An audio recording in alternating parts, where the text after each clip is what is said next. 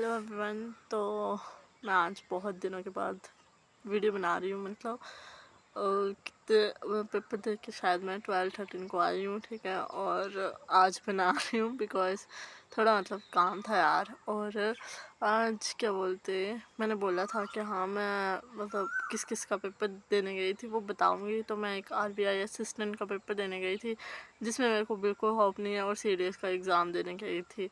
और जिसकी आंसर की देखने के बाद आई विल बी लाइक कि पता नहीं यार छोड़ दो, जैसा होगा देखा जाएगा, ठीक है। बट हाँ मतलब CDS का पेपर अच्छा हुआ है, और RBI का मैं क्या बोलूँ बिकॉज मैंने उसकी तैयारी भी नहीं करी थी तो मैं कुछ बोल भी नहीं सकती।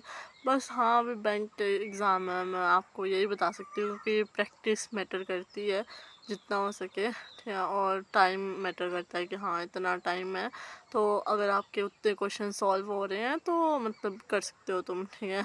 और CDS की बात करते हैं, ठीक है, बिकॉज मैंने उसकी तैयारी करी थी, ठीक है। तो मैंने 1 मंथ पहले स्टार्ट करा था तैयारी करने, ठीक है। तो मैं सिर्फ आपको यही बताना चाहूँगी कि आप सोच रहे हो कि 1 मंथ पहले हम मतलब तैयारी करने शुरू करेंगे और हमारा हो जाएगा, वैसा कुछ नहीं होगा भाई, ठीक है। इंग्लिश तुम्हारी शायद बन जाए 1 महीने में, ठीक है, अच्छी खासी हो जाए इंग्लिश, ठीक है। PYQs वगैरह लगा के या सभी चीज़ें करके इंग्लिश अच्छी हो जाएगी। बट जनरल नॉलेज नहीं भाई, उसमें तुम्हें मल्टीपल रिवीजन चाहिए होते हैं और एनालिटिकल थिंकिंग चाहिए होती है, ठीक है। तो उसमें टाइम लगता है। और अगर बिगनर हो जैसे अभी मैं हूँ, ठीक है, मैंने मतलब कभी मतलब 10th के बाद मैंने कभी मतलब जनरल नॉलेज जो है इस पे मतलब कभी देखा तक भी नहीं है, ठीक है।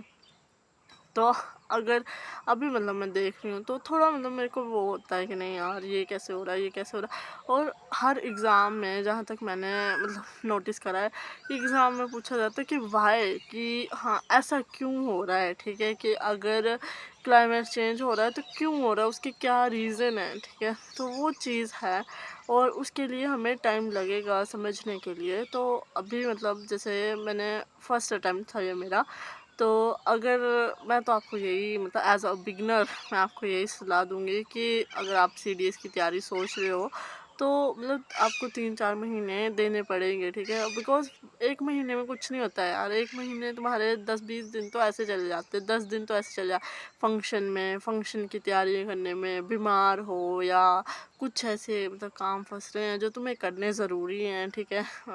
कुछ भी हो सकता है यार, ठीक है। तो वो चीज़ मतलब फिर वहाँ पे मैटर नहीं करेगी, ठीक है। तो इसलिए 3-4 महीने पहले तैयारी करना शुरू कर दो। और यार 1 महीने में भी निकलते होंगे एग्ज़ाम, बट उनके निकलते हैं जिन्होंने पहले निकाल रखे हैं, बिकॉज उन्हें पता है कि किस टॉपिक से कितनी वेटेज है, क्या करना है, कितना पढ़ना है, कितना छोड़ना है, उन्हें पता है, ठीक है। अब जो बिगिनर है उसे थोड़ा मतलब वो होता है कि नहीं यार पहले तो कहाँ से पढ़े, ठीक है। फिर वो सोर्सेज ढूंढता है, सोर्सेज से पढ़ने लगता है, ठीक है। फिर उसके बाद वो चीज़ें मतलब फिर रिवीजन करना होता है यार, क्योंकि तुम एक बार पढ़ रहे हो नहीं रहेगा भाई दिमाग में, ठीक है। इंग्लिश तुम्हें अगर तुम कोई वर्ड पढ़ रहे हो वो तुम्हें 3-4 बार रिवाइज करने पड़ेंगे तब जाके वो तुम्हें याद रहेंगे, या कुछ भी बोलो, ठीक है। तो वो चीज़ है। और मैं तो यही बोलूँगी कि इंग्लिश में रीडिंग पे ध्यान दो, और GS के लिए मतलब 3-4 महीने पहले ही तैयारी करने स्टार्ट कर दो। बिकॉज आप सितंबर में मई में स्टार्ट कर दो, अभी मतलब थोड़े दिन वो कर लो कि नहीं रेस्ट, घूम लो फिर लो, ठीक है। क्योंकि मेरे को पता है यार हेक्टिक हो जाती हैं चीज़ें जब एग्ज़ाम चलते हैं, ठीक है।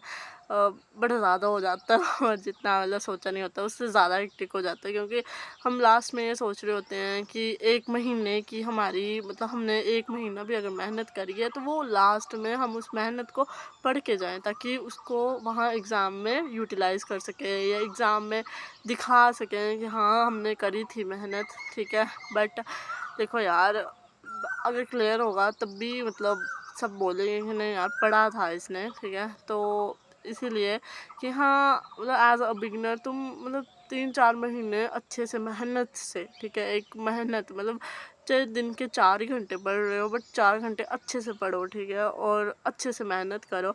और मैंने FCAT का भी दिया था अटेम्प्ट इस बार, तो FCAT का भी ऐसे है कि रीजनिंग, ठीक है। तो रीजनिंग में भाई तुम जितने हो सकते हैं मॉक लगाओ, बिकॉज वीडियो देख के वगैरह वगैरह मतलब कुछ नहीं होता, ठीक है।